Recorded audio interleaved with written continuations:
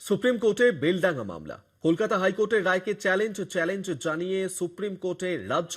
পরিযায়ী শ্রমিকের মৃত্যুতে বেলডাঙ্গাতে হিংসা ছড়ানোর ঘটনা ঘটেছিল, আর যার কারণে সেখানে অগ্নিগর্ভ পরিস্থিতি তৈরি হয়েছিল। আর সেই বেলডাঙ্গা নিয়েই এবার সুপ্রিম কোর্টে মামলা। কলকাতা হাইকোর্টের রায়কে চ্যালেঞ্জ জানিয়ে সুপ্রিম কোর্টে রাজ্য। আপনারা জানেন যে ভিন রাজ্যে কাজ করতে গিয়েই মুর্শিদাবাদের বেলডাঙ্গার পরিযায়ী শ্রমিক, তার মৃত্যুর ঘটনা ঘটেছিল এবং সেই ঘটনার পর উত্তপ্ত হয়ে উঠেছিল বেলডাঙ্গা। আমরা এই নিয়ে আরো বিস্তারিত কথা বলবো। পীযূষ কান্তি নাগ আমাদের সঙ্গে টেলিফোনে রয়েছেন প্রতিনিধি। পীযূষ, কলকাতা হাইকোর্টের রায়কে চ্যালেঞ্জ জানিয়ে এবার সুপ্রিম কোর্টে গেল রাজ্য এই বেলডাঙ্গা মামলায়। দেখো, বেলডাঙ্গা মামলা কলকাতা হাইকোর্টের প্রধান বিচারপতি ডিভিশন বেঞ্চ এনআইএ তদন্তের নির্দেশ জারি করেছিলেন।